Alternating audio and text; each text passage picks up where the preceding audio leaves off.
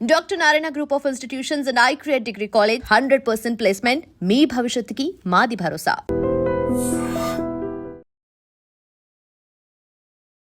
Madam, మీరు being a doctor, సొసైటీలో ఏదైనా ఇంజస్టిస్ జరిగినా సరే definitely you'll raise your voice. ఇది తప్పు అని చెప్తారు. ఒక ఇంజస్టిస్ జరిగినప్పుడు మనం నిలబడకపోతే ఇంకెవరు నిలబడతారు? మన నుంచి 10 మంది నేర్చుకోవాలి. ఏ క్యాన్సర్ ఎక్కువ విమెన్కి ఒక ఎనిమీ లాగా తయారవుతుంది? రొమ్ము క్యాన్సర్ అన్నమాట. ప్రతి 20 టాల్కమ్ పౌడర్స్ యూస్ చేయడం వల్ల కానీ, డియోడ్రెంట్స్ యూస్ చేయడం వల్ల కానీ బ్రెస్ట్ క్యాన్సర్ వస్తుంది అన్న మాటలో ఎంత నిజం ఉంది? టాల్కమ్ పౌడర్ వల్ల బ్రెస్ట్ క్యాన్సర్ వస్తుంది. విమెన్కి బ్రెస్ట్ క్యాన్సర్తో పాటు ఇంకా ఎలాంటి టైప్స్ ఆఫ్ క్యాన్సర్కి రిస్క్ ఎక్కువ ఉంది? డేంజరస్ క్యాన్సర్ అంటారు వేరియన్స్ క్యాన్సర్ని. ఎందుకంటే అది ప్రతి 8 నిమిషాలకి ఒక స్త్రీని మనం దేశం వ్యాప్తంగా కోల్పోతున్నాం. శానిటరీ ప్యాడ్స్కి సర్వికల్ క్యాన్సర్కి రిలేషన్ ఏంటి? Hygiene is very important. ఈ కాంట్రసెప్టివ్ పిల్స్ ఓవర్గా యూస్ చేయడం వల్ల, హార్మోనల్ పిల్స్ తీసుకోవడం వల్ల క్యాన్సర్ వస్తుంది అన్న మాటలో ఎంతవరకు వాస్తవం ఉంది? But OC pills cervical cancer వాటిలో actually pollutants are grade 1 carcinogenic materials అని విన్నాము.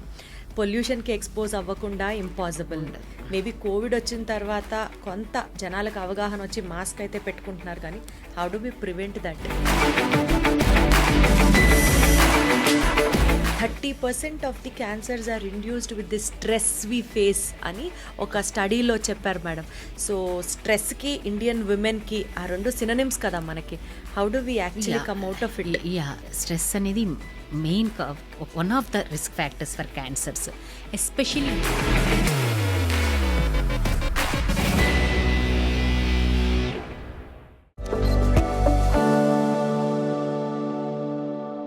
చాలామంది ఆంకాలజిస్టులతో మనం ఇంటర్వ్యూస్ చేసాం, కానీ 2 తెలుగు రాష్ట్రాలలో, ఆంధ్రప్రదేశ్ నుంచి, తెలంగాణ నుంచి సంబంధించి ఫస్ట్ మహిళా సర్జికల్ ఆంకాలజిస్ట్ ఇవాళ మన సూపర్ డాక్టర్ సిరీస్లో గెస్ట్గా విచ్చేశారు. And she is none other than doctor Geetha Nagashree గారు. మేడం నమస్తే. నమస్కారం అండి. ఎలా ఉన్నారు మేడం? బాగున్నాను madam. 20 years of expertise. To start with, మీ జర్నీ ఎలా స్టార్ట్ అయింది? మీరు మెడిసిన్ చేయాలి అన్న థాట్ మీకు ఎప్పుడు వచ్చింది? ఎక్కడి నుంచి స్టార్ట్ చేశారు? ఎక్కడ చదువుకున్నారు? బ్రీఫ్గా.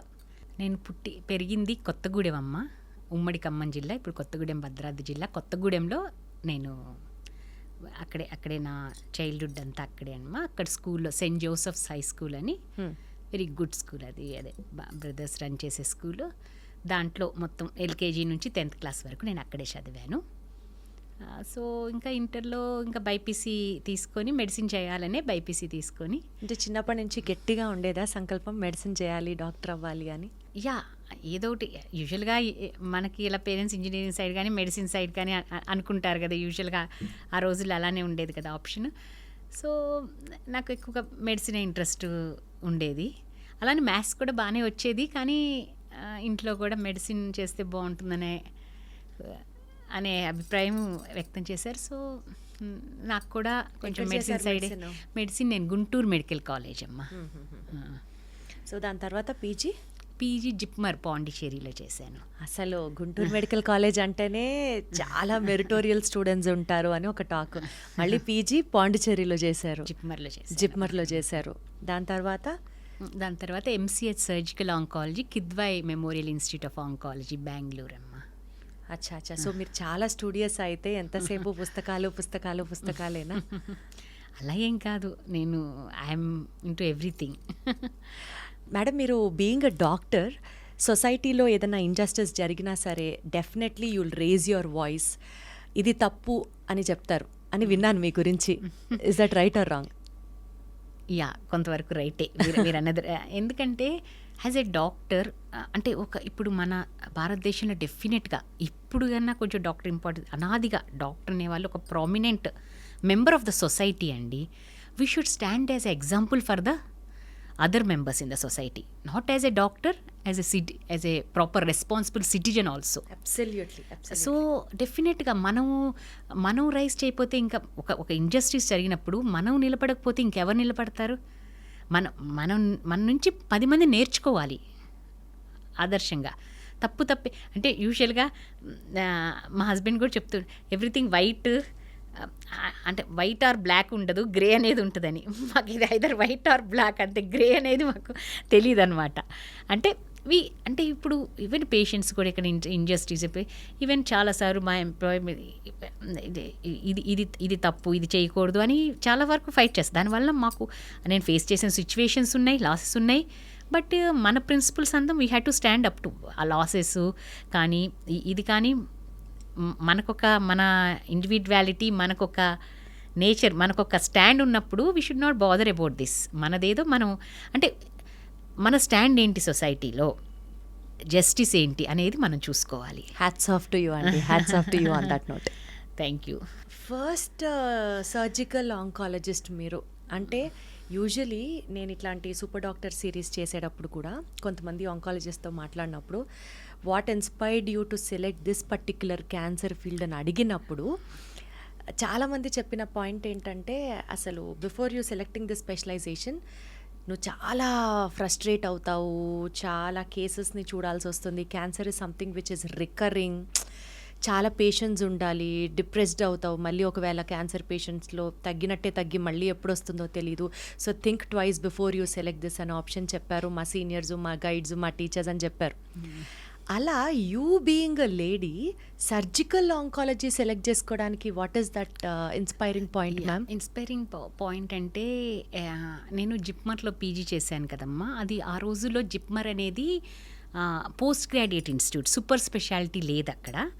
సో బట్ అంత ట్రీట్మెంట్ అంటే క్యాన్సర్ ట్రీట్మెంట్ కూడా జరిగేది. అంటే ఏ డిపార్ట్మెంట్ వాళ్ళు ఇప్పుడు గైనిక్ అనుకో, గైనిక్ ఆంకాలజీ అంతా గైనిక్ డిపార్ట్మెంట్ ట్రీట్ చేసేది. ఇప్పుడు బ్రెస్ట్ ఆంకాలజీ అని జనరల్ సర్జరీలో ట్రీట్ చేసేవాళ్ళు అనమాట.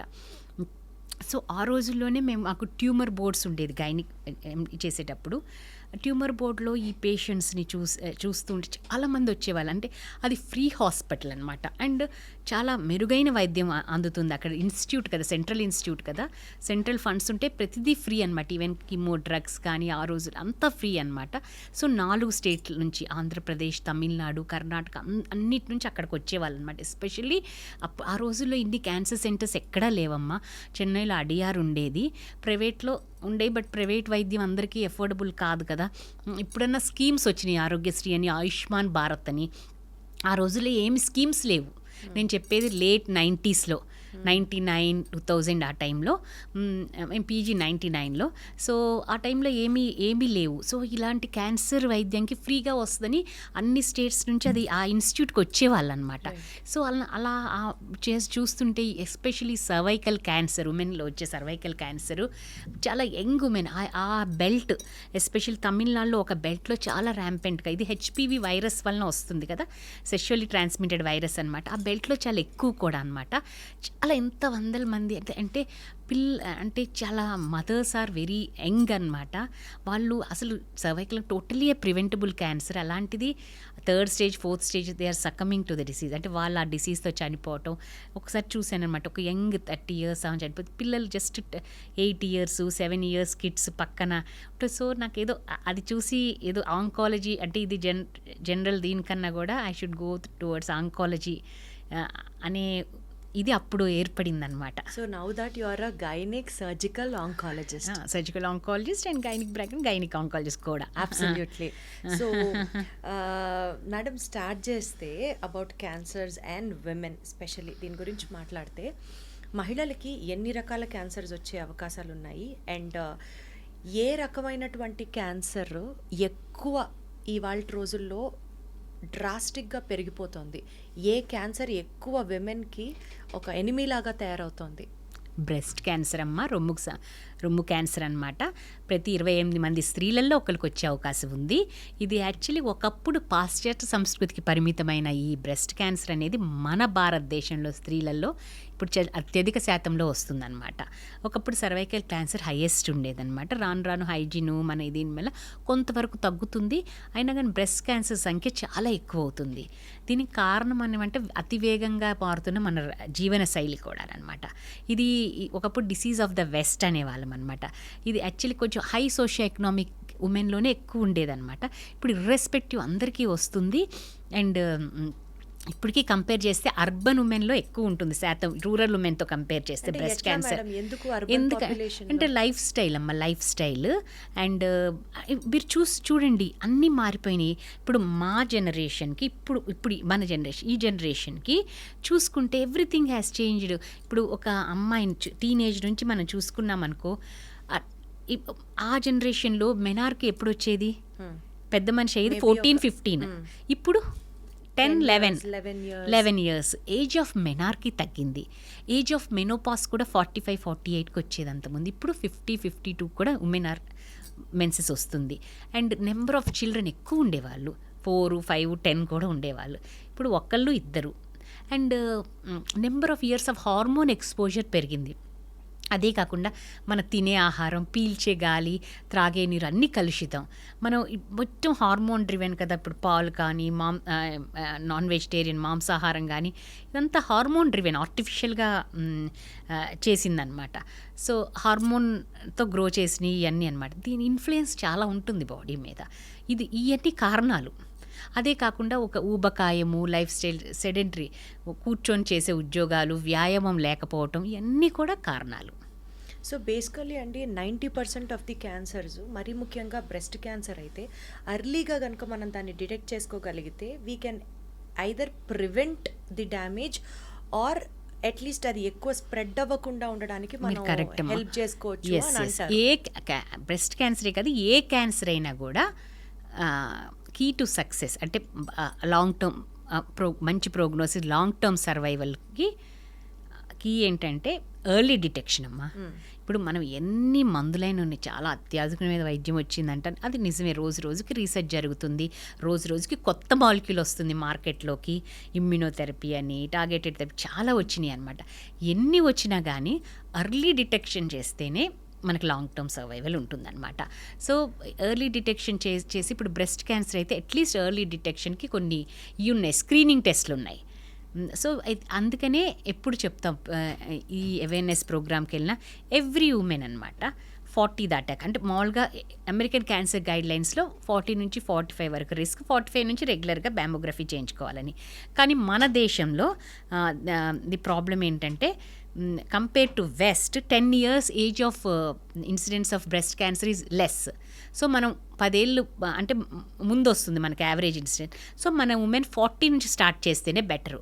40 నుంచి స్టార్ట్ ఎవ్రీ ఇయర్ చేయించుకుంటే బెటర్. ఎందుకంటే మేము చూసాం కదా కోవిడ్ అప్పుడు 1 or 2 years మిస్ అయిన వాళ్ళకి అగ్రెసివ్ బ్రెస్ట్ క్యాన్సర్స్ ఉంటాయి కదా, ట్రిపుల్ నెగిటివ్. అది 2 years is a long time.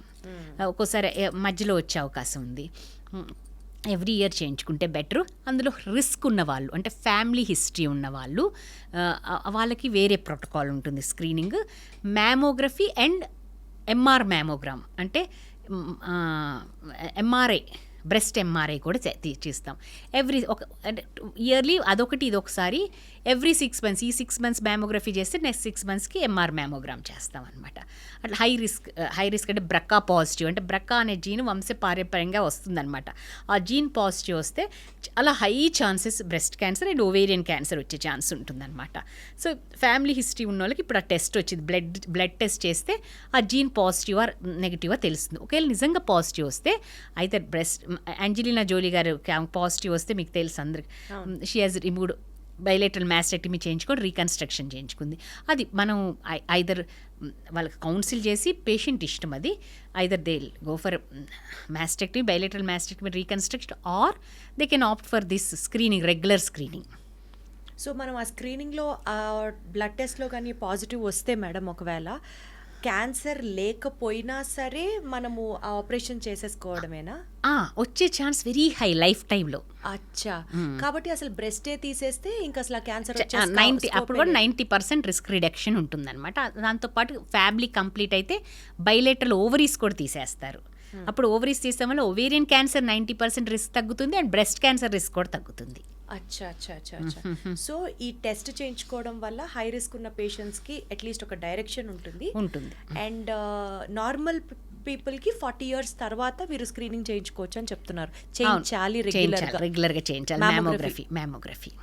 ఒకటి మేడం, ఇందాక మీరు అన్నారు చూడండి, ఈ మారుతున్న లైఫ్ స్టైల్ అని చెప్పేసి, దానికి సంబంధించి మేబీ ఫాస్ట్ ఫార్వర్డ్ ఫ్యాషన్ అంటే maybe exposure towards chemicals, cosmetics and under garments, synthetic garments వేసుకోవడం వల్ల కానీ, టాల్కమ్ పౌడర్స్ యూస్ చేయడం వల్ల కానీ, డియోడ్రెంట్స్ యూస్ చేయడం వల్ల కానీ బ్రెస్ట్ క్యాన్సర్ వస్తుంది అన్న మాటలో ఎంత నిజం ఉంది? అది నిజమేం కాదమ్మా, ఎక్కడ స్టడీస్ ప్రూవ్ చేయలేదు అలా వస్తుందని. అది అపోహ, మిత్ లాగా అనమాట.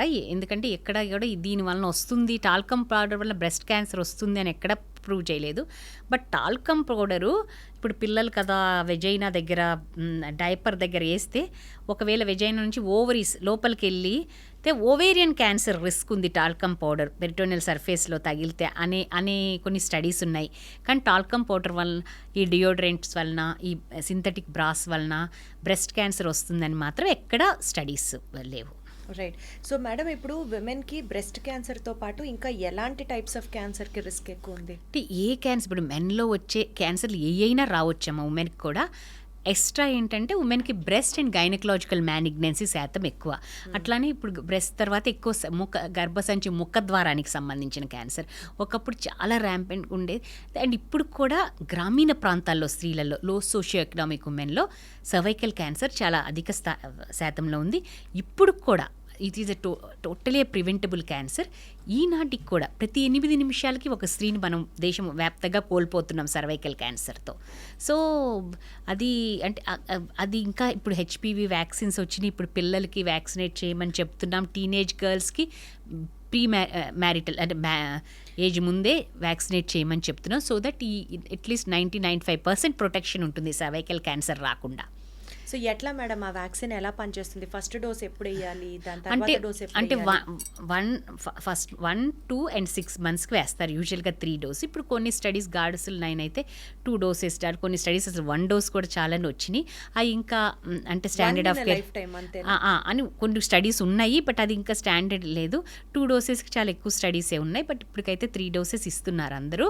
అండ్ ఫస్ట్ డోసు ఎంత ఏజ్లో వేసేసేయచ్చు? ఏజ్ అంటే స్కూల్ గోయింగ్ చిల్డ్రన్కి అమ్మ వాళ్ళు ఇచ్చిన అమెరికన్ వాళ్ళు ఇచ్చిన గైడ్ లైన్స్ ప్రకారం 9 to 26 years అన్నారు.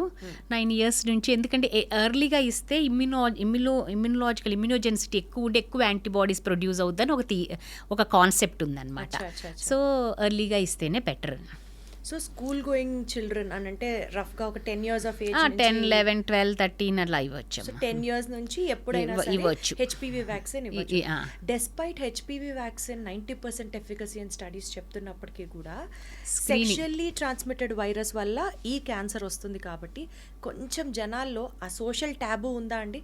అందుకని ఈ వ్యాక్సిన్ మాకు వద్దు అని అనడం అలా లేదబ్బా, అట్లా ఏం లేదు. ఈ వ్యాక్సిన్ అందరికీ లైఫ్ టైంలో హెచ్పివి వ్యాక్సిన్ అనేది అందరు చాలా మందికి ఎక్వైర్ అవుతుంది. బట్ వాళ్ళ ఇమ్యూనిటీ వల్ల they shed that virus of.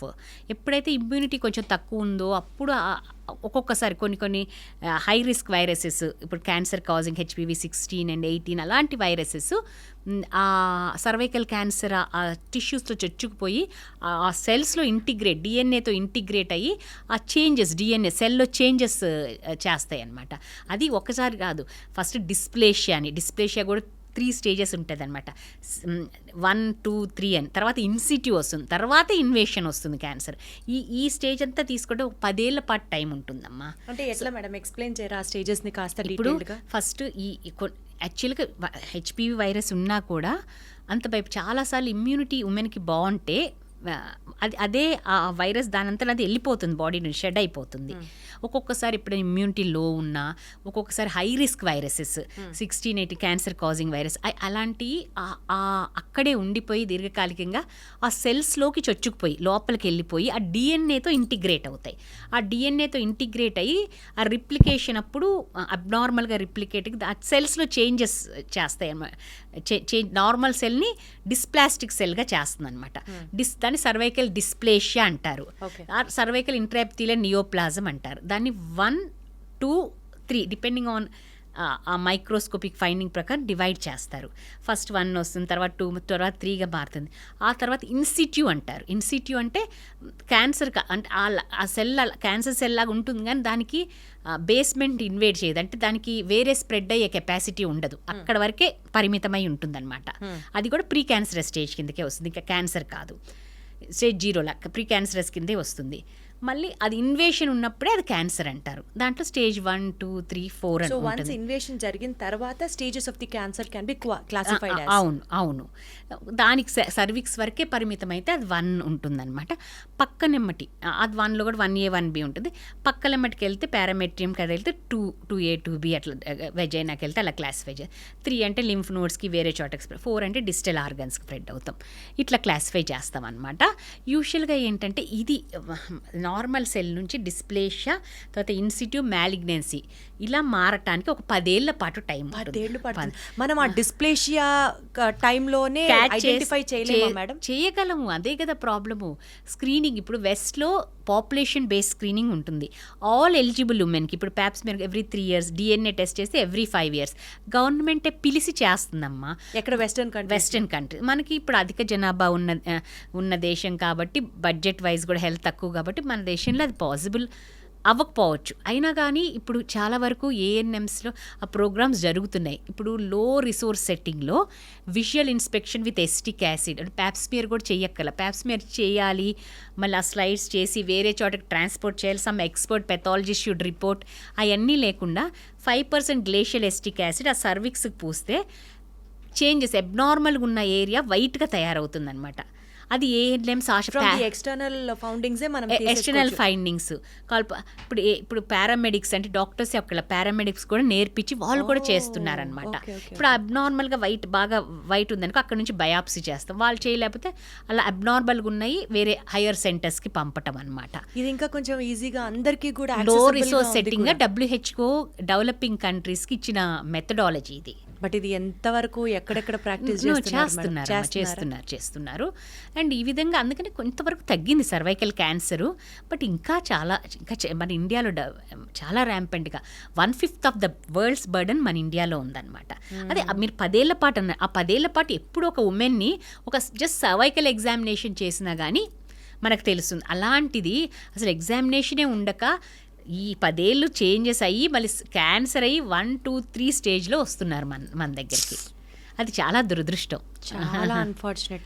యాక్చువల్గా అండి ఈ హెచ్పివి వైరస్ వల్ల వచ్చే సర్వికల్ క్యాన్సర్ గురించి అవగాహన ఉంది, కానీ sanitary pads women's hygiene base చేసుకొని ఈ క్యాన్సర్ ఎట్లా వస్తుంది, సర్వికల్ క్యాన్సర్ అంటే శానిటరీ ప్యాడ్స్కి సర్వికల్ క్యాన్సర్కి రిలేషన్ ఏంటి? శానిటరీ ప్యాడ్కి సర్వైకల్ క్యాన్సర్కి ఎంత రిలేషన్ ఎక్కడా లేదు, కానీ but hygiene is very important అమ్మా. అదొక్కటే రిలేషన్, కానీ శానిటరీ ప్యాడ్స్ వల్ల సర్వైకల్ క్యాన్సర్ వస్తుందని ఏమీ లేదు. మేబీ ఆ శానిటరీ ప్యాడ్స్లో ఉన్నటువంటి కెమికల్ సబ్స్టెన్సెస్ ఓవర్ రియాక్ట్ అయ్యి ఆ పర్టికులర్ సర్విక్స్ రీజియన్ క్యాన్సర్ వస్తుంది అలా ఎక్కడా లేదమ్మా. శానిటరీ ప్యాడ్స్ వల్ల క్యాన్సర్ వస్తుందని ఎక్కడ ఇవ్వలేదు. ఓకే, సో ఏది బెటర్ మేడం హైజీన్ పరంగా? ఒకప్పుడు ఫాలో అయినటువంటి ఆ క్లాత్ ప్యాడ్స్ యూజ్ చేయడం బెటరా, లేకపోతే ఈ chemical pads sanitary pads use చేయడం బెటరా? ఏదైనా అది పర్సనల్ కంఫర్ట్ అమ్మా. ఏదైనా ఏంటంటే ముందు ఎక్కువసేపు అక్కడ స్టాగ్నెంట్గా లేకుండా బ్లడ్ నుంచి ఆర్గానిజమ్స్ గ్రో అవుతాయి బ్లడ్ ఎక్కువసేపు ఉంటే. అలా హైజీనిక్గా చూసుకోవటం అది బెటర్. ఈ బ్రాండు ఆ బ్రాండ్ అని ఇది ఈ పేపరా అది కాదు ముఖ్యం. Okay so coming to the next set of cancers madam, ఇంకా ఓవేరియన్ క్యాన్సర్ అమ్మ డేంజరస్ క్యాన్సర్ అంటారు ఓవేరియన్స్ క్యాన్సర్ని. ఎందుకంటే అది చాప కింద నీరులాగా మనకు చివరి వరకు తెలియదు. అంటే ఓవేరియన్ క్యాన్సర్ మోర్టాలిటీ ఎక్కువ, స్టిల్ ఇంత అడ్వాన్స్ అయిన సైన్స్ 40% 5 years సర్వైవల్ రేట్ అని ఉంది. బట్ ఓవేరియన్ క్యాన్సర్ కూడా ఎర్లీ స్టేజ్లో ఫస్ట్ స్టేజ్లో రికగ్నైజ్ అయితే డయాగ్నోస్ అయితే దానికి కూడా మోర్ దెన్ 95% క్యూర్ రేట్ ఉంటుంది. ఓవేరియన్ క్యాన్సర్ కూడా ఏంటంటే మన దగ్గరికి వచ్చేసరికి ఓవేరియన్ క్యాన్సర్ 3rd స్టేజ్లోనే వస్తారు యూజువల్గా. ఎందుకంటే దీని సిమ్టమ్స్ చాలా స్వల్పంగా ఉంటాయమ్మా. అంటే ఏదో అన్నం అరగనట్టుంటాం, కొంచెం తినగానే పొట్ట ఉబ్బిపోయినట్టుంటాం, ఏదో మలమూత్ర విసర్జనలో కొంత తేడా, పెద్ద పెద్ద మాస్ ఉన్నాయనుకో, యుట్రస్ మధ్యలో ఉంటుంది, బ్లాడర్ ముందు వెనక రెక్టమ్ ఉంటుంది. సో ఆ పక్కన ఓవరీస్ ఉంటాయి. ఆ ఓవేరియన్ ట్యూబర్ పెద్దదయ్యి ఐదర్ బ్లాడర్ని కానీ వెనక రెక్టమ్ని కానీ కొంచెం ప్రెస్ చేస్తే ఫ్రీక్వెన్సీ ఆఫ్ యూరిన్ వెళ్ళాల్సి వస్తాం, ఫ్రీక్వెంట్గా మోషన్కి వెళ్ళాల్సి వస్తాం. ఏంటంటే చాలా అజీర్ణంగా ఉంటాం. ఇవన్నీ డైలీ లైఫ్ స్టైల్లో ఉమెన్ ఏమనుకుంటారంటే ఏదో అరగలేదులే, ఏదో అజీర్ణం ఉందిలే, ఏదో గ్యాస్ట్రైటిస్లే అని చాలా రోజులు ఏయో ప్యాన్ ట్యాబ్లెట్ అవి వేసుకొని వాళ్ళు చాలా అలా గడిపేస్తారు ఎంత గడిపినా చివరి స్టేజ్లో పొట్టంతా ఉబ్బిపోయి ఏదో బాగా అబ్డామినల్ పెయిన్ వస్తేనో లేకపోతే ఎస్ఐటీస్ లాగా పొట్ట అంతా నీరు చేరినప్పుడే మన దగ్గరకు వస్తారనమాట. అందుకని యూజువల్గా వాళ్ళు 70% స్టేజ్ 3లో వస్తారనమాట. సో ఇంకా యూజువల్గా ఏంటంటే అంత స్టేజ్ 3లో క్యూర్ అనే దానికన్నా ప్రొలాంగేషన్ ఆఫ్ సర్వైవల్ అనేది ఉంటుంది. అంటే ఫస్ట్ సర్జరీ చేస్తాము, కీమో ఇస్తాము, రేడియేషన్ యూజువల్గా ఉండదు ఓవరీలో, మళ్ళీ కొన్ని రోజులు మానిటర్ చేస్తాం పేషెంట్ని. యూజువల్గా అంటే అంత థర్డ్ స్టేజ్లో వచ్చిన వాళ్ళు యూజువల్గా 1-2 ఇయర్స్కి రికవర్ అవుతారు. మళ్ళీ రికవర్ అయినప్పుడు మళ్ళీ కొంచెం కీమో ఇస్తాము. అట్లా ప్రొలాంగేషన్ ఆఫ్ అంటే మన ఏమేంటంటే లైక్ ఇప్పుడు క్యాన్సర్ కూడా like any other chronic disease లాగా తీసుకోవాలి. ఇప్పుడు డయాబెటీస్, హైపర్ టెన్షన్ ఉంటుంది కదా, ఇప్పుడు డిసీజ్ ఉంటుంది, అది తగ్గదు ఎక్కడికి. ఒకసారి వచ్చిందంటే డయాబెటీస్ తగ్గదు.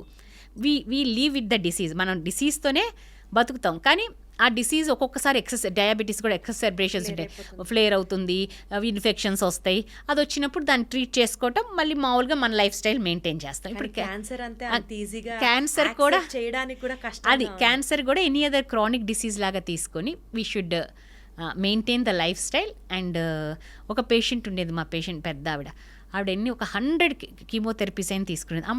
ఆమె మైండ్ సెట్ అట్లా లైఫ్ స్టైల్. ఇప్పుడు ఎక్కడైనా వచ్చి కీమో తీసుకుని, బట్ ఆమె లైఫ్ స్టైల్ చక్కగా ఆమె పని ఆమె చేసుకునేది, వాళ్ళ ఫ్రెండ్స్తో వెళ్తాము, డిన్నర్స్కి వెళ్తాం, అన్నీ చూసుకునేది. బట్ వెన్ ఎవర్ రికరెన్స్ వచ్చినప్పుడు she use to take chemotherapy.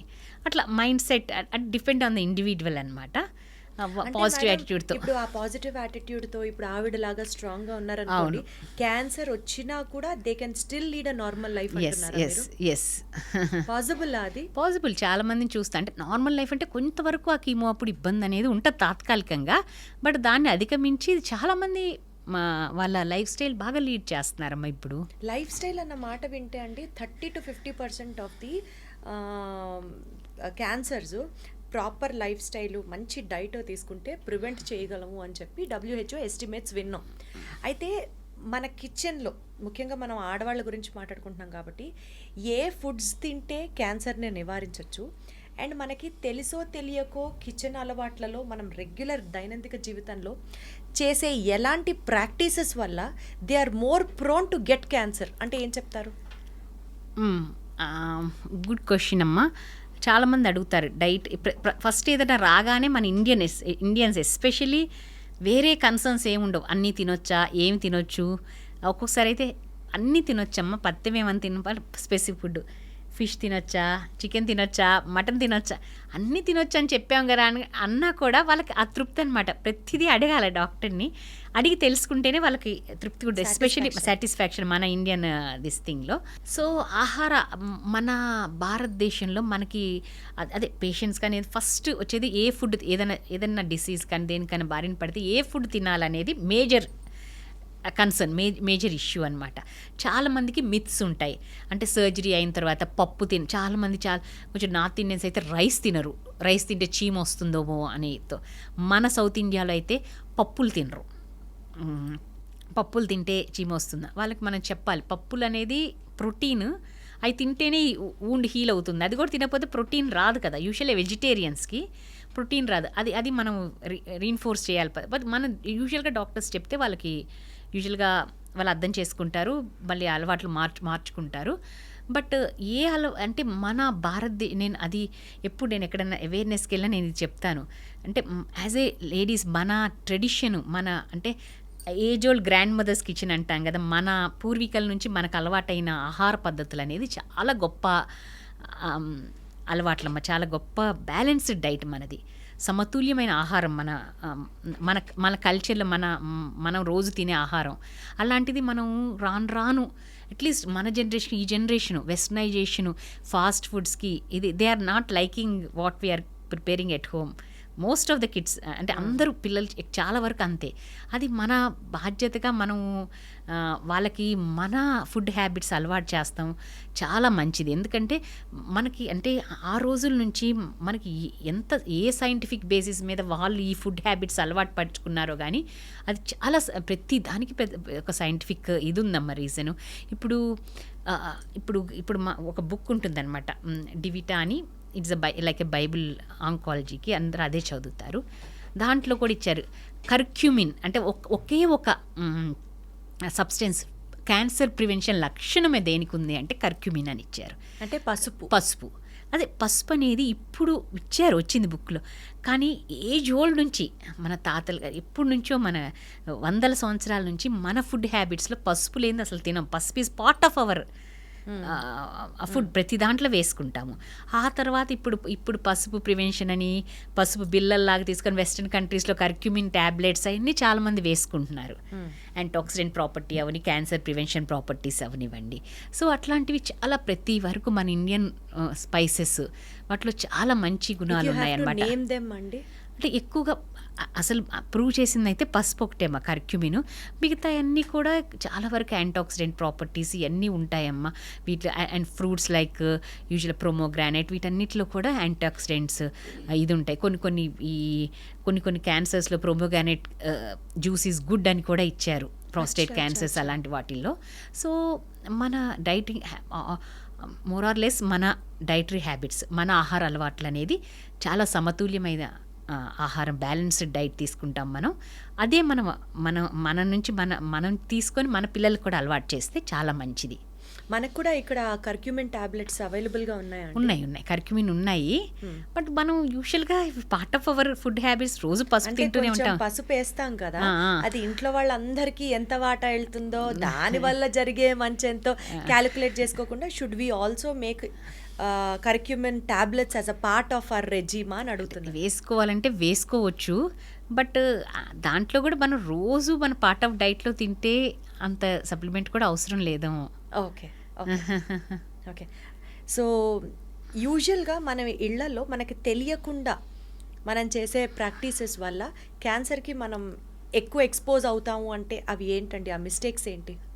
Mistakes ఒకటి ఏంటంటే మనం బాగా అంటే ఏదైనా వేర్ అండ్ టేర్ అండి, ఒక పార్ట్లో మనకు ఎక్కువగా రాపిడి తగిలిందనుకోండి, అది రాను అదొక సెల్లో చేంజెస్ వచ్చి అది నియోప్లాస్టిక్ సెల్గా తయారవుతుంది. అలానే ఇప్పుడు మనము ఏదైనా తిన్నప్పుడు బాగా వేడి తిన్నా కూడా మనకి ఇక్కడ గొంతులోనో ఇక్కడ కాలుతూ ఉందనుకో, బాగా వేడి తిన్నప్పుడు అక్కడ కూడా క్యాన్సర్ అయ్యే అవకాశం. ఇప్పుడు జపాన్లో ఎక్కువ యూసోఫేజియల్ స్టమక్ క్యాన్సర్ ఎందుకు వస్తుందంటే ఎక్కువ హాట్ తింటారు అనే ఒక కాన్సెప్ట్ ఉంది. అట్లా ఏదైనా వేర్ అండ్ టేర్ ప్రివెంట్ చేయాలి. ఎక్కడన్నా కూడా ఇప్పుడు ఎక్కడైనా పుండు పద్దాకా వస్తూ ఉందనుకోండి, అక్కడ అది సెల్ నియోప్లాస్టిక్ సెల్గా తయారవుతుంది అనమాట. సో అయితే వేడి, too hot or two cold substances ని మనం అవాయిడ్ చేయాలి. అండ్ ఇంకొకటి ఏంటంటే ఈ బాగా ఇది స్మోక్డ్ ఫిష్ కానీ అలాంటి ఎక్కువ అవాయిడ్ చేస్తాం better. And red meat avoid చేస్తాం బెటర్. రెడ్ మీట్ వలన కోలాన్ ఎక్కువ తినటం వలన కోలాన్ క్యాన్సర్స్ లాంటి పెద్ద పేక్ క్యాన్సర్స్ వస్తాయని కొన్ని స్టడీస్ ప్రూవ్ అయినాయి అమ్మా. And role of plastic in women health especially అంటే ఎవరికి మైక్రోప్లాస్టిక్స్ అంటారు. యూజువల్గా మైక్రోప్లాస్టిక్స్ అనేది బాడీలో డిటెక్ట్ అయింది, అది కరెక్టే. కానీ మైక్రోప్లాస్టిక్ వలన ఇది క్యాన్సరు అని ఇంకా ఏమీ అంత ప్రూవ్ అవ్వలేదు. ప్లాస్టిక్లో తినటం వలన ప్లాస్టిక్ ఇది క్యాన్సర్ వస్తుందని మాత్రం అలా స్టడీస్ ఏమీ లేవు. బట్ మైక్రోప్లాస్టిక్స్ మాత్రం మన బాడీలో చాలా వరకు టిష్యూస్ తీసి స్టడీస్ చేస్తే డిటెక్ట్ కూడా అయినాయి. So microplastics in the blood has been detected, కానీ దానికి క్యాన్సర్కి సంబంధం ఇంకా తెలియలేదు, ప్రూవ్ అవ్వలేదు అంటున్నారు. ప్రాపర్ స్టడీస్ అయితే లేవు. Okay fine, got it. Madam, ఇప్పుడు ఈ కాంట్రసెప్టివ్ పిల్స్ ఓవర్గా యూజ్ చేయడం వల్ల, హార్మోనల్ పిల్స్ తీసుకోవడం వల్ల క్యాన్సర్ వస్తుంది అన్న మాటలో ఎంతవరకు వాస్తవం ఉంది? యాక్చువల్లీ కొన్ని క్యాన్సర్లో ప్రొటెక్షన్, ఇప్పుడు ఓవేరియన్ క్యాన్సర్ నేను చెప్పాను చూడమ్మా, బ్రకా positive, breast and ovarian cancer syndrome, అది బ్రకా జీన్ ఉన్న వాళ్ళల్లో ఫస్ట్ అంటే అలా ఉన్నప్పుడు ఓవరీస్ తీయాలంటే అట్లీస్ట్ పిల్లలు ఇది ఫ్యామిలీ కంప్లీట్ అయిన తర్వాతే కదా ఓవరీస్ తీయగలం. అప్పుడు వరకు ప్రొటెక్షన్కి అంటే if they are not planning for kids, మనం అప్పుడు వరకు ప్రొటెక్షన్కి ఏంటంటే ఈ ఓసీ పిల్స్ వాడతాం. ఓసీ పిల్స్ వలన ప్రొటెక్షన్ ఉంటుంది ఓవేరియన్ క్యాన్సర్కి రాకుండా కొన్ని వీటిలో. But OC pills cervical cancer వాటిలో రిస్క్ ఫ్యాక్టర్గా ఉంటుందన్నమాట. సో డెఫినెట్గా అంటే ఎక్కువ రోజులు వాడటం వల్ల ఇప్పుడు హార్మోన్ అంటే హార్మోన్ ఎక్స్పోజర్స్ ఉంటాయి, బట్ ఈస్ట్రోజన్ ప్రొజెస్ట్రాన్ రెండు ఉంటుంది కాబట్టి ఓసీ పిల్స్లో బ్యాలెన్స్ అవుతుంది. మరి అది ఎప్పుడు వాడాలో, ఎంత వాడాలో సొంతంగా తీసుకోకుండా అట్లీస్ట్ డాక్టర్ పర్యవేక్షణలో వాడడం అనేది చాలా అవసరం. మంచిది. అది moral of the story. Yeah. OC pills ఎప్పుడు వాడాలి, ఎంత వాడాలి, ఎంత డ్యూరేషన్ వాడాలి అంతే. అన్నది. మేడం, ఇందాక మీరు లైఫ్ స్టైల్ అని ఒక మాట వాడినప్పుడు పొల్యూషన్ అని వాడారు. Actually pollutants are grade 1 carcinogenic materials అని విన్నాము. పొల్యూషన్కి ఎక్స్పోజ్ అవ్వకుండా ఇంపాసిబుల్. మేబీ కోవిడ్ వచ్చిన తర్వాత కొంత జనాలకు అవగాహన వచ్చి మాస్క్ అయితే పెట్టుకుంటున్నారు, కానీ how do we prevent that? Covid అప్పుడు పెట్టుకున్న మాస్క్ మళ్ళీ ఇప్పుడు ఎవరూ పెట్టుకోవట్లేదు కదా.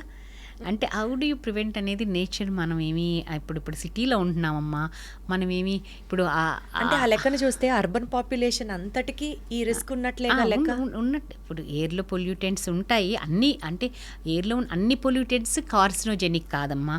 ఇప్పుడు స్మోకింగ్ ఉందనుకోండి, సిగరెట్ స్మోకింగ్, టొబాకోలో ఉన్న మోస్ట్ ఆఫ్ ద సబ్స్టెన్సెస్ చాలా వందల రకాల కార్సినోజెన్స్ ఉంటాయి టొబాకో. డైరెక్ట్ కానీ ఇండైరెక్ట్ కానీ tobacco is the cause of most of the cancers. At least 40% of the cancer, 30-40% of the cancer tobacco వలన వస్తాయి. దాంట్లో ఉన్న కార్సినోజెన్స్ వలన వస్తాయి. అట్లానే ఇప్పుడు మిగతాయి ఈ పొల్యూషన్ అంటే ఈ బస్సెస్, ఈ కార్స్, మొబైల్ పొల్యూషన్స్ కానీ వీటిలో కొంతవరకు, అంటే మొత్తం కాకపోయినా కొంతవరకు కార్సినోజెన్స్ ఉంటాయి. ఆల్ స్మోక్ ఈజ్ నాట్, అన్నిట్లో కార్సినోజెన్స్ ఉండవు. బట్ డెఫినెట్గా daily we are expose to that. అంటే మేడం, నా క్వశ్చన్ ఏంటంటే క్వాలిటీ ఆఫ్ లైఫ్ అనేది తగ్గిపోతుంది. Exposure to carcinogenic materials and substances around us పెరిగిపోతుంది. So how do we protect our cells? అంటే how do we protect our cells అంటే మనకి ఇప్పుడు లైఫ్ స్టైల్లో మనం ఇక్కడ ఉండక తప్పదు. ఇప్పుడు మనం అనుకుంటాము ఆర్గానిక్, అంటే ఆర్గానిక్ అనేది మనం బయట నుంచి వచ్చిన ఎంతవరకు ఆర్గానిక్ మనకు తెలియదు. 100%. అలా అని మన ఇంట్లో ఇక్కడ ఉన్న వాటిలో మనం గ్రో చేసుకోలేము. ఎక్కడికో వెళ్ళి అవుట్స్కట్స్లో ఉండి అది గ్రో చేసుకొని జాబ్స్కి ఇక్కడ ఉంటున్నాం అనమాట. కొన్ని ఇప్పుడు non modifiable risk factors, modifiable risk factors అని ఉంటాయి. ఇవన్నీ మనము అంటే మోడిఫై చేసుకోగలం, కానీ మనకి కుదరదు. మనం అందుకనే అప్పుడు రెమెడీ మనం how do we fight this అంటే దానికి ఆన్సరు సాధ్యమైనంత వరకు మనం అవాయిడ్ చేయగలిగితే అది అవాయిడ్ చేయగలగటం బెటర్. అంటే ఆ టైంలో ఇప్పుడు వెళ్ళకపోవటము, బాగా పొల్యూషన్ ఉన్నప్పుడు ఎంత వెళ్ళకపోయినా మన ఇంట్లో ఉన్న కొంతవరకు ఎక్స్పోజ్ అవుతాం. రీసెంట్గా ఏదో ఒక పాయింట్ తెలుసుకున్నాను. ఫ్లోర్ క్లీనర్స్కి, డిస్ఇన్ఫెక్టెంట్ స్ప్రేస్కి, ఆఖరికి మొక్కలకి వేసే పెస్టిసైడ్స్లో కూడా కార్సినోజెనిక్ పెస్టిసైడ్స్లో కార్సినోజెనిక్ సబ్స్టెన్సెస్ ఉంటాయి కొంతవరకు. బట్ ఫ్లోర్ క్లీనర్స్లో అది తెలియదమ్మా. ఇవన్నీ కూడా టెస్ట్ చేసి, కెమికల్ టెస్ట్ చేసే వస్తాయి కదా. వాళ్ళకి ఐఎస్ఓ సర్టిఫికేషన్ ఉంటుంది కదా. యూజువల్గా ఉండకూడదు. ఎందుకంటే ఇప్పుడు అట్లీస్ట్ ఫ్లోర్ క్లీనర్స్ ఇవన్నీ రోజు ఇంట్లో వాడేది కాబట్టి ఇవన్నీ కూడా స్టాండర్డ్ కంపెనీస్కి సర్టిఫికేషన్ ఉండాలి. సర్టిఫికేషన్ లేనిది మార్కెట్లోకి రావు. సో అట్లా స్టాండర్డ్ కంపెనీస్, సర్టిఫైడ్ కంపెనీస్ కొంటే it should not be there cars. వాళ్ళు చెక్ చేయాలి కొంతవరకు. కాకపోతే ఇంట్లో ఉండి ఇండోర్లో ఉన్నప్పుడు కూడా ఆ సన్ ట్యాన్కి, స్కిన్ ఎక్స్పోజ్ అయినటువంటి ఆ మాత్రం సన్ ట్యాన్కి స్కిన్ క్యాన్సర్ రిస్క్ కూడా ఎక్కువే అని విన్నాను. దీన్ని బట్టి స్కిన్ క్యాన్సర్ రిస్క్ అంటే మన ఇండియన్స్లో చాలా తక్కువ అమ్మ. వైట్ స్కిన్ వాళ్ళలో సన్ ఎక్స్పోజర్కి దానికి స్కిన్ క్యాన్సర్ ఎక్కువ శాతం వస్తుందన్నమాట. బర్న్ అయిపోయి స్కిన్ క్యాన్సర్స్ ఎక్కువ వెస్ట్లో ఉంటుందన్నమాట. ఎందుకంటే white skin పీపుల్లో.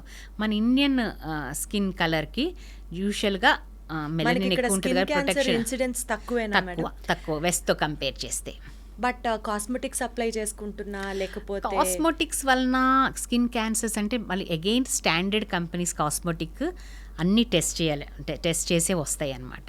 So it should not be there. అంటే ఇంకా బయటికి అడుగు తీసి అడుగేస్తే ఏం చేసినా క్యాన్సర్ వస్తుంది అంటే కొంచెం దడొస్తుంది కదా. భయపడుతూ బతకలేమమ్మా. ఏమీ ఉండదు.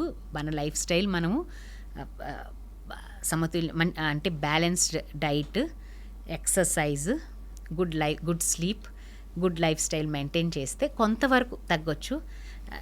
ఈ రిస్క్ని తగ్గియొచ్చు. గుడ్ స్లీప్ అని అంటే అక్కడే వస్తుంది పాయింట్ అంతా. 30% of the cancers are induced with the stress we face అని ఒక స్టడీలో చెప్పారు మేడం. సో స్ట్రెస్కి, ఇండియన్ విమెన్కి ఆ రెండు సినోనిమ్స్ కదా మనకి. How do we actually come out of it?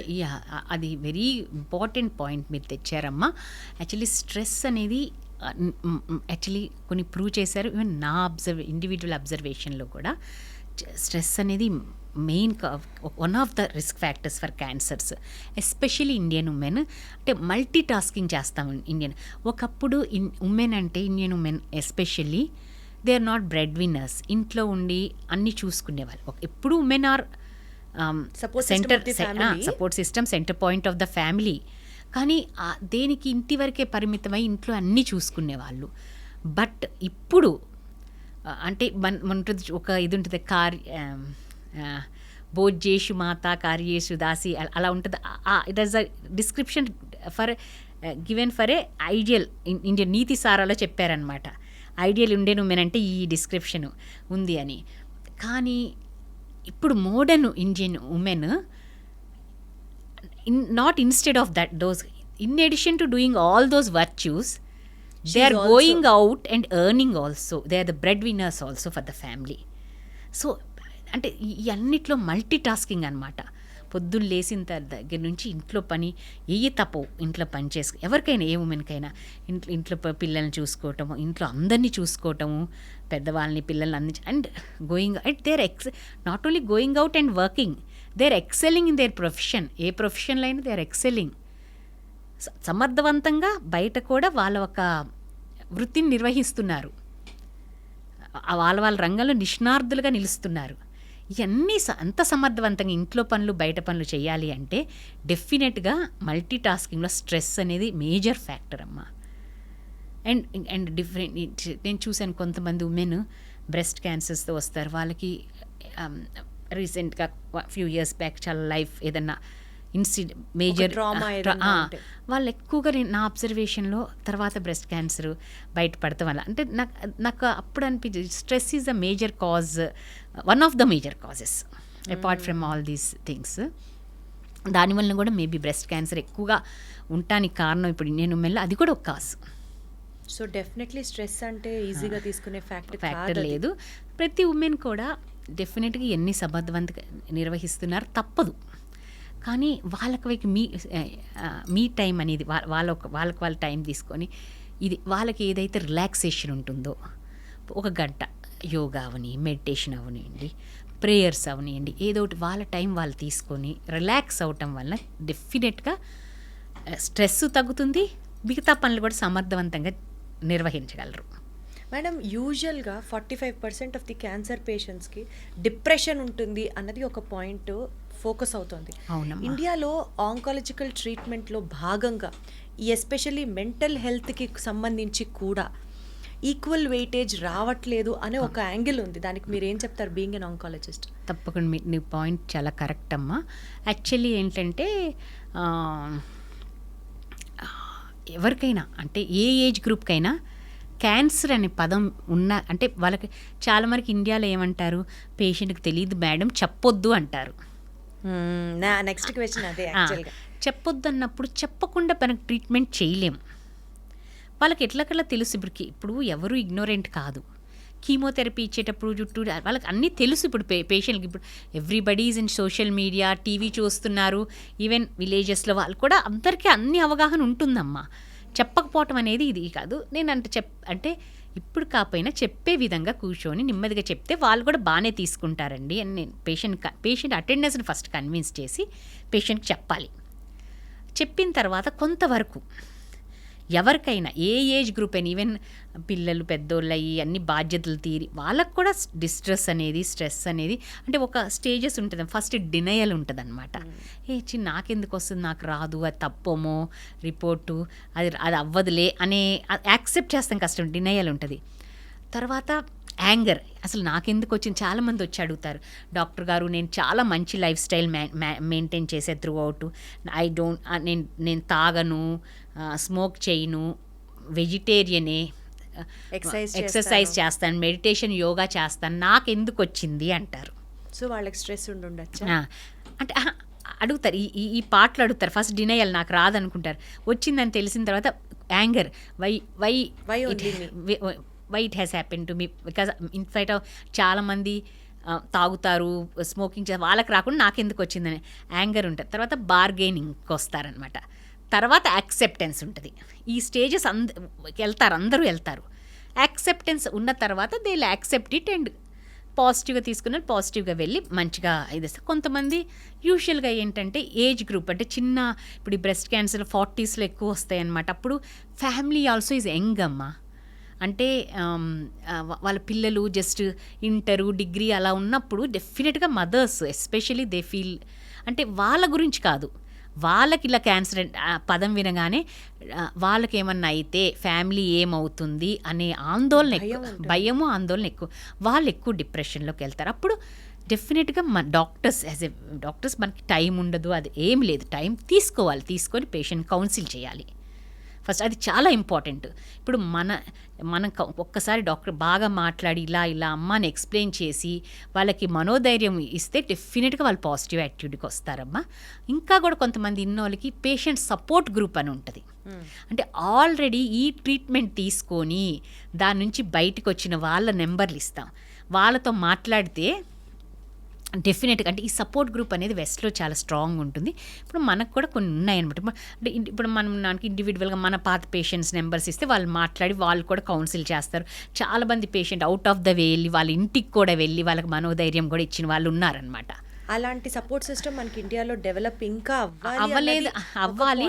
అవ్వాలి. అండ్ కొంతవరకు ఇప్పుడు మా పేషెంట్స్ ఉందనుకో, నాకు మరీ భయపడిన వాళ్ళకి అమ్మ నేను చెప్పాను, నాకన్నా కూడా మీరు ఆల్రెడీ ట్రీట్మెంట్ తీసుకున్న వాళ్ళతో మీరు మాట్లాడితే మీకు ఇంకో కొంచెం ఎక్కువ ధైర్యం వస్తుందని వాళ్ళ నెంబర్స్ ఇస్తారు, వాళ్ళకి కూడా చెప్తాను. వాళ్ళు కూడా మాట్లాడి వాళ్ళని కౌన్సిల్ చేసి ఏమి కాదు, మేము కూడా ఆ స్థాయిలో అదే స్టేట్లో ఉన్నాం, ఇప్పుడు లీడింగ్ ఏ నార్మల్ లైఫ్ అని వాళ్ళు కౌన్సిల్. చాలామంది చాలా అవుట్ ఆఫ్ ద వే వెళ్ళి ఇంటికి వాళ్ళ ఇళ్ళకి కూడా వెళ్ళి కౌన్సిల్ చేసిన వాళ్ళు ఉన్నారు. గొప్పోళ్ళు మేడం, నిజంగా అలాంటి వాళ్ళు నిజంగా మానవత్వం అంటే చాలా మంది చేస్తారు. ఎందుకంటే వాళ్ళు madam, to be very honest, cancer treatment లో భాగంగా అది థెరపీ కావచ్చు, కీమో కావచ్చు, వాట్ ఎవర్, ఇందులో భాగంగా మనం క్యాన్సర్ సర్వైవర్స్ అని చాలా గొప్పగా వాళ్ళని చూసి మోటివేషన్ తెప్పించే ప్రయత్నం చేస్తాం. కానీ hard facts about the treatment మాట్లాడితే మేడం, తర్వాత జరిగినటువంటి స్కిన్లో చేంజెస్ కావచ్చు, జుట్టు ఊడిపోవడం కావచ్చు, సెక్షువల్ డిస్ఫంక్షనాలిటీ రావచ్చు, ఇలాంటివన్నీ కూడా చెప్పి you have to accept the truth అని వాళ్ళని కన్విన్స్ చేయడంలోనే యాక్చువల్ స్కిల్ కష్టం ఉంటుంది కదా. ఇప్పుడు పాపం అన్ని సైడ్ కీమో అనగానే భయపడతారు. ఆ భయంతో ఏమవుతుందంటే, ఈ పాయింట్ ఒకటి చెప్పాలి. ఎందుకంటే ఇప్పుడు కీమో అనగానే ఒట్టిగా ఏదో అంటే వాళ్ళ సమాజంలో భయపెడతాం ఎక్కువ అమ్మ. వాళ్ళ డాక్టర్ కన్నా పక్కన, అంటే ఒకరికి డయాగ్నోస్ అవ్వగానే రిలేటివ్స్ మన ఇండియాలో ఫ్రెండ్స్ అందరూ ఎవరికి సలహాలు వాళ్ళు ఇస్తూ ఉంటారు, తప్పేం లేదు, వాళ్ళు మంచిగానే ఇస్తూ ఉంటారు. అమ్మో కీమోనా, వాళ్ళకి చేస్తే ఇట్లా అయింది, వీళ్ళకి చేస్తే ఇట్లా అని చెప్పేసరికి భయపడతారు.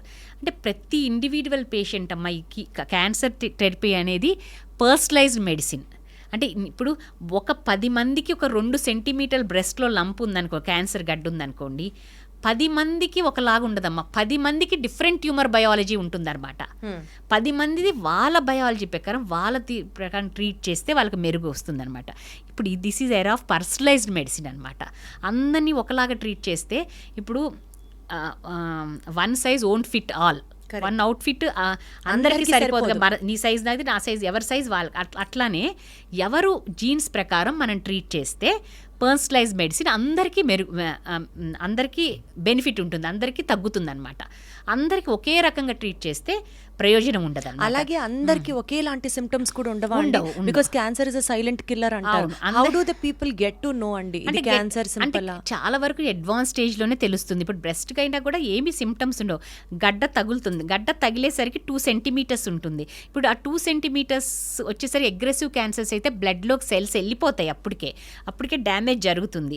అందుకనే మ్యామోగ్రఫీలో ఆవగింజ సైజులోనే కనుక్కోవచ్చు, అంత మిల్లీమీటర్ సైజులో. అప్పుడు దాని యొక్క డ్యామేజ్ అనేది ఏమి ఉండదు, దానికి పరిణామాలు తక్కువ. అన్ఫార్చునేట్లీ ఇండియాలో క్యాన్సర్ ట్రీట్మెంట్కి కానీ లేకపోతే క్యాన్సర్ స్క్రీనింగ్ టెస్ట్లకు కానీ మనకి ఈ ఇన్సూరెన్స్ కవరేజ్ అనేది చాలా తక్కువ. ఒక విధంగా చెప్తే ముందు కంపేర్ చేస్తే 1-2 దశాబ్దాల నుంచి చాలా అంటే treatment across all socio economic status treatment అనేది ఉందమ్మా. అంటే ఇప్పుడు గవర్నమెంట్ స్కీమ్స్ ఉన్నాయి, ఆరోగ్యశ్రీ అని, ఆయుష్మాన్ భారత్ అని, దాంట్లో కూడా బాగానే ట్రీట్ చేస్తున్నారు. అంటే గవర్నమెంట్ హాస్పిటల్స్, కొన్ని ప్రైవేట్ హాస్పిటల్స్ కూడా ట్రీట్ చేస్తున్నాయి. మీరు వైద్యం దొరుకుతున్నాయి. అంటే ఇప్పుడు డబ్బు లేదు అని ఎవరికి వైద్యం లేకుండా ఎక్కడా లేదు ఇప్పుడు ఇండియాలో. Grateful because thanks to government, both state and central government. So but key to success early detection లేదు. ఇప్పుడు ఎంత ట్రీట్మెంట్ ఉంది కానీ ఎర్లీ డిటెక్షన్ లేదు. ప్రివెంటివ్ ఆస్పెక్ట్ మీద కొంచెం మనం శ్రద్ధ పెడితే డెఫినెట్గా మనం కొంచెం సర్వైవల్ రేట్స్ కానీ ఇంప్రూవ్ చేయొచ్చు. మనకి పుట్టిన వెంటనే ఒక సెట్ ఆఫ్ వ్యాక్సిన్స్ ఉంటుంది చూడండి మేడం, అట్లాగా cancer also being the new pandemic, ఒక వ్యాక్సిన్ వేసేస్తే చిన్న వయసులో అలా వ్యాక్సిన్స్ ఏమి లేవమ్మా ఇప్పటి వరకు. అదే వస్తే బాగుండు అని అనుకుంటా చాలా సార్లు. వస్తాయి ఏమో, ఫ్యూచర్లో వస్తాయేమో మీ మాట ప్రకారం, కానీ ఇప్పటి వరకు అయితే ఏమి లేవు. కానీ ఇలా గవర్నమెంట్ ప్రోగ్రామ్ అంటే కొంతవరకు ఏంటంటే ప్రతిదీ గవర్నమెంట్ నేను అదే చెప్తాను, ప్రతిదీ గవర్నమెంట్ చేయాలంటే కుదరదు. ఇప్పుడు చాలా వరకు ఉమెన్ కూడా చాలామంది, అంటే ఎక్కువ మన ఇండియన్ ఉమెన్లో ఏంటంటే వాళ్ళ హెల్త్ ప్రకారం హెల్త్ మీద అంత శ్రద్ధ అంత పెట్టే టైం ఉండదు. అంటే పిల్లల్ని, హస్బెండ్ని, ఫ్యామిలీ చూసుకోవటం, వర్క్ చేస్తాం, ఇవే సరిపోతాయి అన్నమాట. అండ్ ఆ కాన్సన్ట్రేషన్ హెల్త్ మీద అంత పెట్టాలని కూడా ఇప్పుడు అదే నేను అది చెప్తాను. ఇప్పుడు ఎక్కడన్నా శ్రీనగర్ ఎక్కడన్నా మీరు ఎగ్జిబిషన్ ఉంటే అందరూ వెళ్తారు, కానీ ఒక్కరోజు సంవత్సరానికి వచ్చి స్క్రీనింగ్ చేయించుకోమంటే ఎవరు చేయించుకోరు. అండ్ నేను అది కూడా చెప్తాను, ఈ స్క్రీనింగ్ అమ్మ చూడండి, ఒక చీర ఈరోజు 3-4 వేలు లేని చీర, ఒక డ్రెస్ రావట్లేదమ్మా. ఒక్క చీర ఖరీదే ఈ స్క్రీనింగ్ మొత్తం. సంవత్సరానికి ఒక్క డ్రెస్, ఒక చీర కొనుక్కోలేదనుకొని ఈ స్క్రీనింగ్ చేయించుకోండి, చాలామంది లైఫ్ సేవ్ అవుతాయి అని చెప్తారు. అండ్ అదే కాకుండా భయం అంటారు, డబ్బు కాదు మేడం, భయం. మాకు ఏమన్నా వస్తే ఎర్లీగా డిటెక్ట్ అవుతుంది కదా, మంచిదే కదా. ఎర్లీగా డిటెక్ట్ అవుతాం వల్ల లైఫ్ ఈజ్ సేవ్డ్ కదండి. అంటే life is saved, cost is saved, చాలా స్ట్రెస్ స్ట్రేవ్ అవుతుంది ఫస్ట్. అయితే దానికి ఏంటంటే అమ్మో భయం అంటారు. అలా భయం అయితే మీరు ప్రతి ఉమెన్ కూడా ఏదో ఒక ఆర్గనైజేషన్లో ఉంటారు, కిట్టి గ్రూప్స్ అని, డ్వాక్రా గ్రూప్స్ అని, చాలా every women is in professional groups అని ఏదో ఒక గ్రూప్లో ఉంటున్నారు కదా. అందరు సరదాగా ఒకటి హెల్త్ కిట్టి అనో ఇది పెట్టుకోండి, ఒక నెల అందరు కలిసి సరదాగా చేయించుకోండి అని కూడా చెప్తాను. ఇది యాక్చువల్లీ కిట్టి గ్రూపుల్లో ఫాలో అవ్వాల్సిన మోస్ట్ ఇంపార్టెంట్ టేక్ అవే. అందరు కలిసి ఒక నెల కిట్టీలో స్క్రీనింగ్ టెస్ట్లు చేయించుకోవాలి. అప్పుడు ఇంకా మేబీ మంచి ప్యాకేజ్ కి, మంచి స్కీమ్ కి వస్తాయి. అవును, ఎంత చెప్పినా కానీ దాని మీద కాన్సన్ట్రేషన్ అనేది. ఇప్పుడు పేషెంట్ వస్తారు, దాని అటెండర్స్, అమ్మ మీరు సిస్టర్ అయినా కూడా మీ సిస్టర్. ఇక్కడ ఇంకొకటి మేడం, ఎంత పుష్ చేసినా కూడా అమ్మో మేబీ టెస్ట్ చేసేవాడు ఒక మేల్ అవ్వచ్చేమో, రిపోర్ట్ రాసేవాడు ఒక మేల్ ఉండొచ్చేమో, రేడియాలజిస్ట్ మేల్ అవ్వచ్చేమో, ఇలాంటి అలా లేదు కదా. ఫిమేల్ రేడియాలజిస్ట్లు పెడుతున్నాం ఇప్పుడు. బ్రెస్ట్ ఫిమేల్ రేడియాలజిస్ట్, లేడీ రేడియాలజిస్టే చేస్తారండి బ్రెస్ట్ యూజువల్గా. Mammogram is also done by ladies. Lady టెక్నీషియన్సే చేస్తారు, లేడీసే ఉంటారు మ్యామోగ్రామ్లో. సో అట్లీస్ట్ ఆ భయం ఏమన్నా ఉంటే లేదు, లేడీసే ఉంటారు. సో ఈ భయంతో నేను మధ్యలో పాయింట్ మిస్ అయ్యాను కదా. ఇప్పుడు పక్కన సమాజంలో అమ్మో క్యాన్సర్, ఆ కీమోథెరపీ తీసుకోవద్దు మీరు, మీకు అదైపోతుంది ఇదైపోతుంది అని చెప్తాం వలన పొటెన్షియలీ క్యూరబుల్, అంటే మన దగ్గరకు వచ్చినప్పుడు స్టేజ్ 1లో ఉంటారు వాళ్ళు. ఏంటంటే వెళ్ళిపోయిన తర్వాత క్యాన్సర్ అండ్ డైరెక్ట్ చాలామంది సలహాల వలన వాళ్ళు ఆల్టర్నేటివ్ మెడిసిన్కి, ఆయుర్వేద, హోమియోపతి, డిఫరెంట్ మూలికల బంధుకి వీటికి వెళ్తున్నారు. But we're not discourage anything, not instead of this, in addition to taking normal treatment, ఇది కీమో ఎలోపతి సర్జరీ తీసుకుంటూ మీకేమన్నా దాని మీద నమ్మకం ఉంటే తీసుకోండి అని చెప్తాం. కానీ ఇది మానేసి అదే తీసుకుంటాం వల్ల మళ్ళీ స్టేజ్ 4లో వస్తున్నారు మా దగ్గరికి. అంటే పొటెన్షియల్లీ క్యూరబుల్, ఇన్క్యూరబుల్ స్టేజ్లో వస్తున్నారు. చాలా మంది అనుకుంటారు మేడం ఈ మాట, రేడియేషన్ వల్ల క్యాన్సర్ పెరిగిపోతుంది. అది కొంచెం అపోహలు ఏమైనా ఉంటే డాక్టర్ని అడిగి తెలుసుకోవచ్చు. We'll give time for them all those questions and తెలుసుకొని చేయాలి. కానీ ఇలా చెప్పకుండా ఒకసారి వస్తారు, పక్కన వాళ్ళు ఏదన్నారని ఆయుర్వేదం, మళ్ళీ ఒక 4-5-6 నెలల తర్వాత వస్తారు అడ్వాన్స్ స్టేజ్గా. దానివల్ల నష్టపోతున్నారు. సో వాళ్ళు అంటే డెఫినెట్గా ఏదైనా ఉంటే మీ డాక్టర్ని అడిగి మీరు డౌట్స్ క్లారిఫై చేసుకోవటం వల్ల డెఫినెట్గా ఇలాంటి స్టెప్స్ తీసుకోకుండా ఉంటారు. ప్రతిదీ ఇంకా ఏంటంటే ఒకవేళ నిజంగా డయాగ్నోస్ అయినా భయం లేదు. ఇప్పుడు మోడర్న్ మెడిసిన్స్ వచ్చినాయి. ఇప్పుడు ప్రతి ఆర్గన్, ఇప్పుడు uterine cancer, bowel cancer minimal invasive చేస్తున్నాం, లాప్రోస్కోపీ కానీ రోబోటిక్ కానీ చేస్తున్నాం, ఇన్సిషన్ లేకుండా మినిమైజ్ చేసేటట్టు.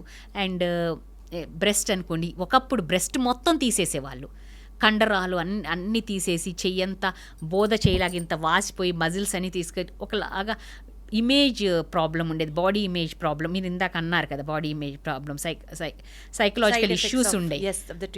ఇప్పుడు చాలా వరకు మేము చేసే దాంట్లో బ్రెస్ట్ కన్జర్వింగ్ చేస్తాం. అంటే మరీ అంటే మొత్తం తీసేయాల్సి వచ్చి ఎక్కువ పార్ట్ పోతే రీకన్స్ట్రక్షన్ చేస్తాం. చాలా వరకు బ్రెస్ట్ అంటే ఎర్లీగా వస్తే ఆ గడ్డ చుట్టుపక్కల ఉన్న 1-2 సెంటీమీటర్స్ మార్జిన్తో తీస్తామన్నమాట. కాంట్రలేటరల్ అదర్ బ్రెస్ట్ ఎలా ఉందో ఆపోజిట్ బ్రెస్ట్, ఈ బ్రెస్ట్ కూడా కాస్మోటికల్ అలానే ఉంటుంది. సో నోడ్స్ కూడా ఏంటి ఎర్లీగా వస్తే మొత్తం నోడ్స్ తీయట్లా, సెంటినల్ నోడ్ అంటాం, అంటే ఎఫెక్ట్ అయిన నోడే తీస్తున్నాం అనమాట. సో దీని వలన డెఫినెట్గా మనకి మార్బిడిటీ తగ్గుద్ది అనమాట. ఈ చేయి వాపులు ఇవన్నీ తగ్గిపోతాయి. సో అంటే అది ఫ్రోజన్ పంపుకొని టెస్ట్కి పంపుకొని ఇంట్రాపరేటివ్ పీరియడ్ అది పాజిటివ్ వస్తేనే మొత్తం తీస్తున్నాం, అది నెగిటివ్ వస్తే ఆ 2-3 నోట్స్ వరకే వదిలేస్తున్నాం. అట్లా చాలా అన్ని చేంజ్ అయినాయి, చేంజ్ వచ్చిందనమాట ట్రీట్మెంట్ ప్రాసెస్. ఇప్పుడు కీమోథెరపీ కూడా టార్గెటెడ్ థెరపీ వచ్చింది. అంటే కీమోథెరపీ కూడా ఉంది, కీమోథెరపీకి కూడా మంచి మెడిసిన్స్ వచ్చినాయి అనమాట దాన్ని సైడ్ ఎఫెక్ట్స్కి. ఇమ్యూనోథెరపీ వచ్చింది, అలానే రేడియేషన్ కూడా ప్రిసిషన్. ఒకప్పుడు రేడియేషన్ ఇస్తే వెనకున్న హార్ట్కి లంగ్స్కి, ఇప్పుడు ఎక్కడ ఇచ్చినా యూట్రస్కి ఇస్తే వెనకున్న రెక్టమ్కి మోషన్ వెళ్ళే సంచికి వచ్చి జీవితాంతం మోషన్కి వెళ్తాను, ఇలా మంట ఇవన్నీ ఉండేవి అనమాట.